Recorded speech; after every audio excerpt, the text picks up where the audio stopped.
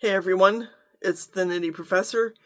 Just wanted to catch you guys up on the latest here at the Knitty Professor's knitting studio, as it were. And we can start with this yarn. This is my latest yarn that I spun. This blend was made by, so now she goes by South 40 Yarn. And she also has Biota Yarn and Dakota Carding and Wool. Her name is Kelly, and she lives east of here on the James River, which is the slowest flowing river in the United States. Look it up, the James River. It's crazy. Sometimes we see a sign, it's like, wait, where's the river? There's like a lot of water there. Like now, a lot of water.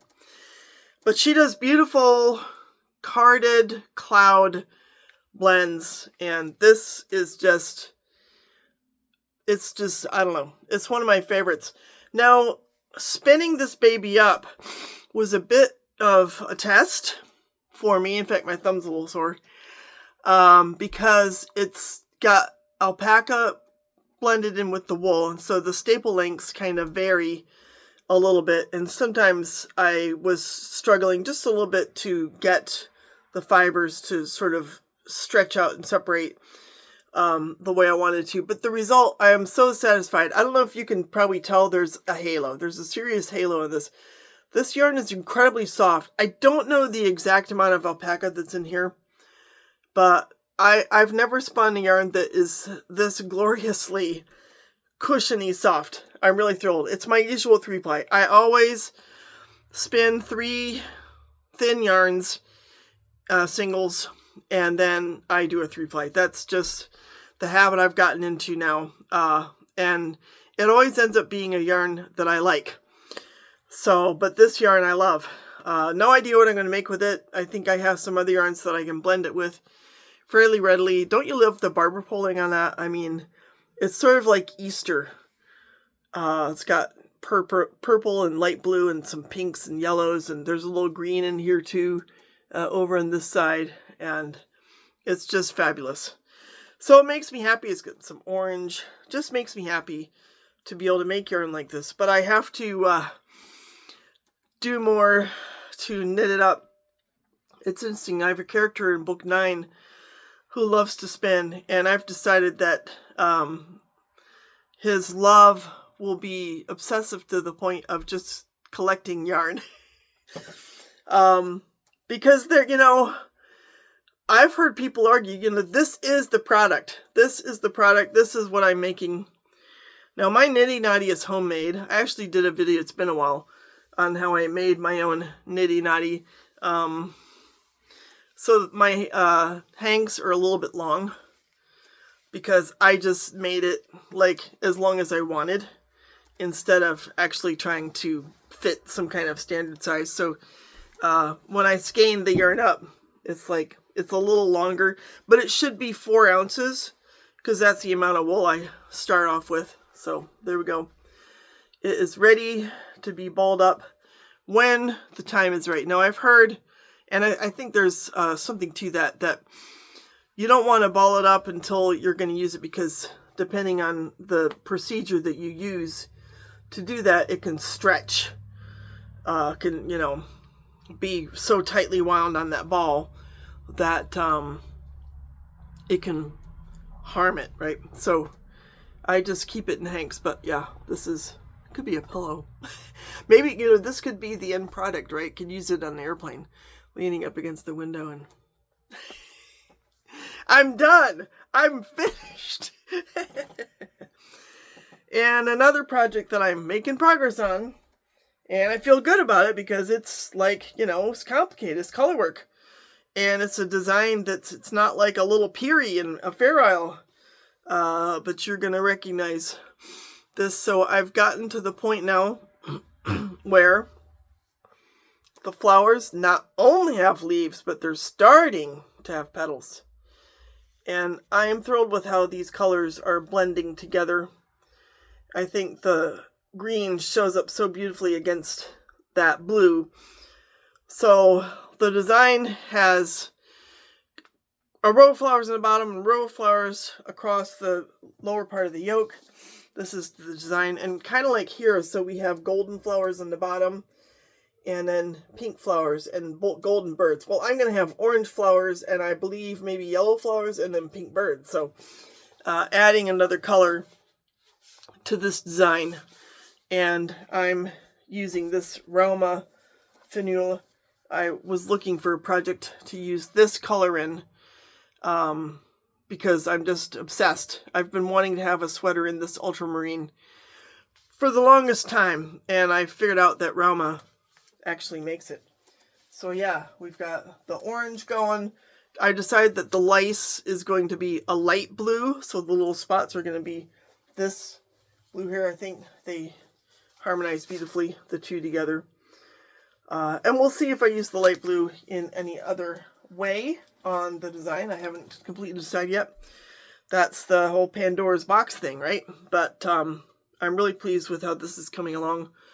You know, it doesn't look like much, but I really only have like 4 or 5 rows of color work to go, and then I'll get to the body of the sweater where I'm doing the lace pattern. So it will be color work going all the way up, but the design, you know, a lot of rows won't have any color because the lice, I think, are every 3rd or 4th row, and you sort of alternate where they land to make it look like teeny polka dots, and it makes the sweater that much warmer, you know, because you've got 2 layers of yarn running all the way up, and it's going to eat up more yarn, but it's also, because this is a finer yarn, it's going to be just, you know, a hair warmer and woolier and more luscious. So I'm excited that I've gotten the point where the color work is unfolding, and it is a lot of fun. It's a little bit more complicated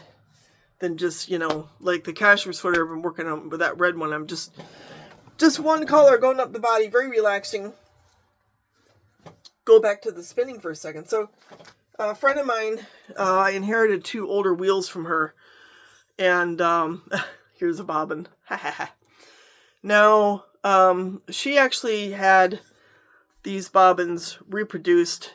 The wheel, I'll probably do a separate video on it. I need to do some work on it, but if you're in the know about Frank Fell, the Mayville spinning wheel, I would love for you to share a comment.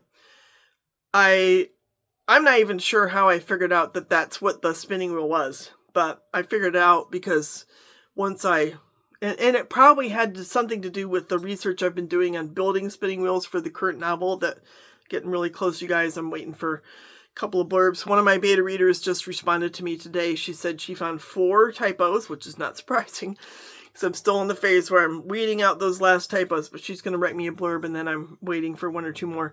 So we're getting really close, but all that research has helped me to know a little bit better where to look. Not that I've by any means exhausted my resources, but in any case, they found out that it's a Frank Fell Mayville spinning wheel. Apparently, he, based on what I read, right? Can't prove it wasn't there, but this was going back into the Depression era.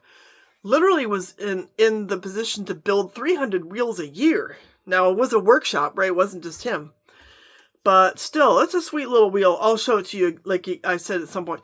It doesn't have the whirl, so I'm pretty sure, based on what I know, it's a double drive. So we have the bobbin gets a band going around it, and the whirl needs also to have a band. And that's where you can adjust the size, because the whirl could have like different sizes on it. There's no whirl on there. So if it's a double drive, which I'm 95% sure it is, I've got to have whirls. So I'm trying to figure out where I just dropped it. Trying to figure out if I need to, you know, substitute, like, because the whirl is going to screw on, and it actually screws backwards. I figured out,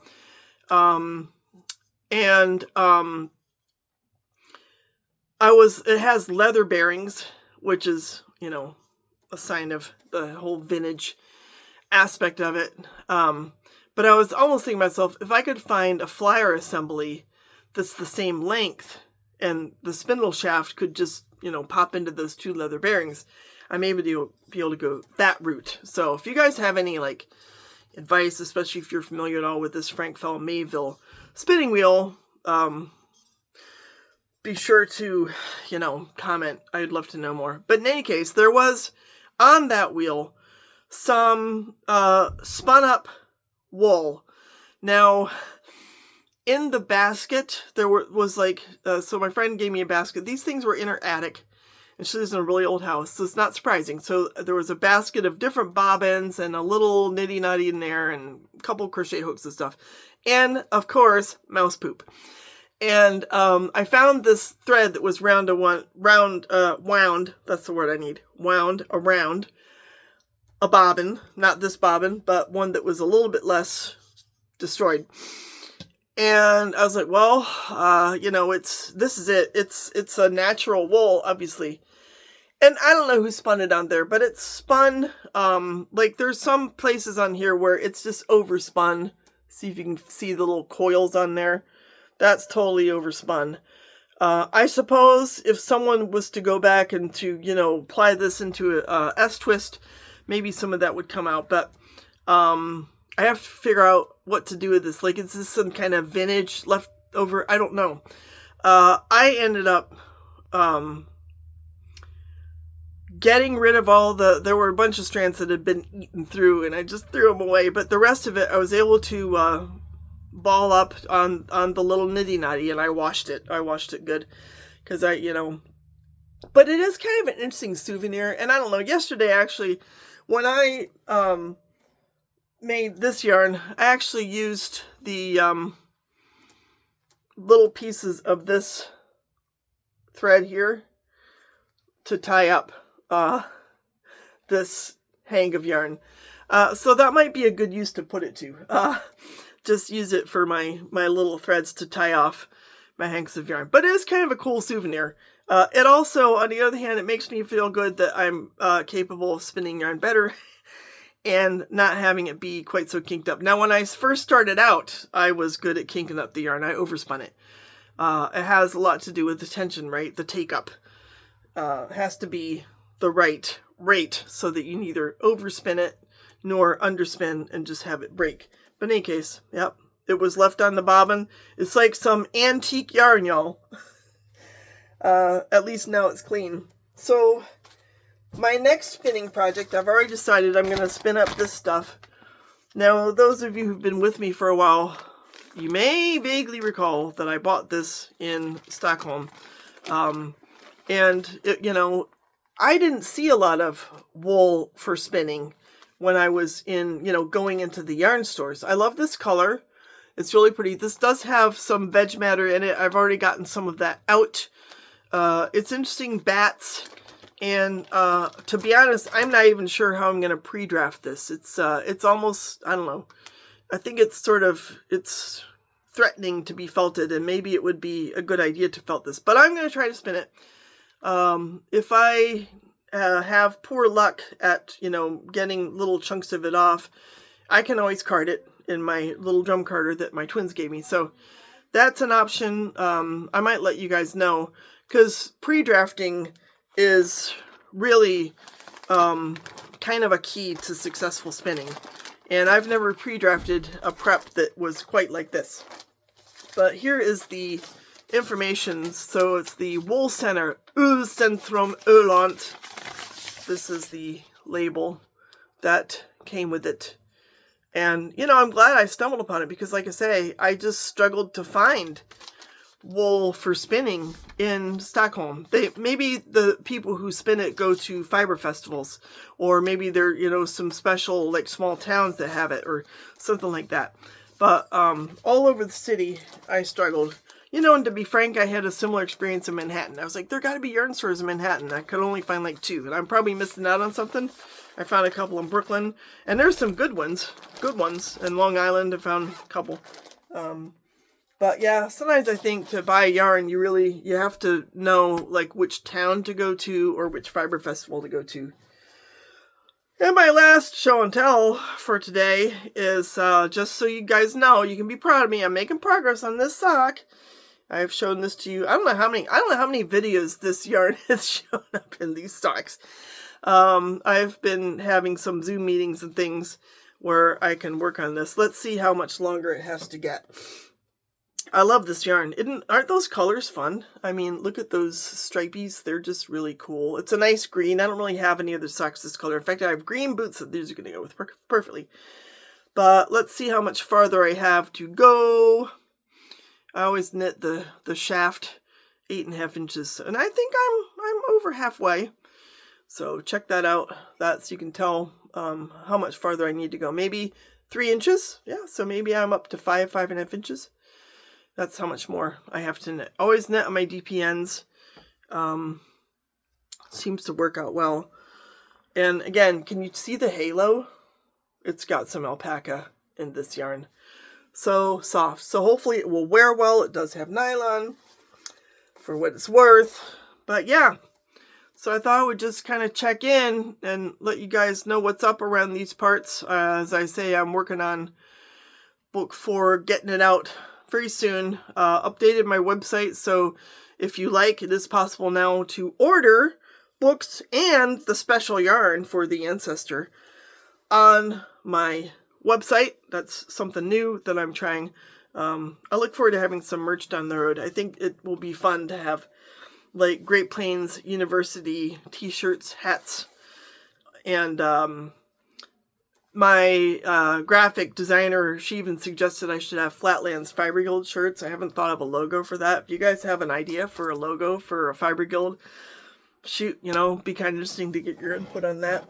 And maybe even Lux Home Improvement Store. That plays a big role in book 4. It's already mentioned in the previous books. That's where Anders works. But yeah, I could have t-shirts worked up for that. But in the meantime, I have my airplane pillow, which we'll see. I mean, I don't know what this is going to go into, but it's going to go into something because it is just luxurious. So I hope you guys are knitting up and spinning up and crocheting up things that you feel equally happy about, because I think, in fact, I was almost tempted to do a theme of knitting for me, because I think we're in an era where sometimes we just have to look after, it's like self-care. Knitting is self-care. There we go. Maybe I can work on that topic, but this is kind of what this is for me, even though my thumb's a little sore. I need to give the cloud spinning a break for a week or so, but it was worth it because I have this baby. So take care. Hope you have a great weekend coming up, and we'll talk soon. Ciao.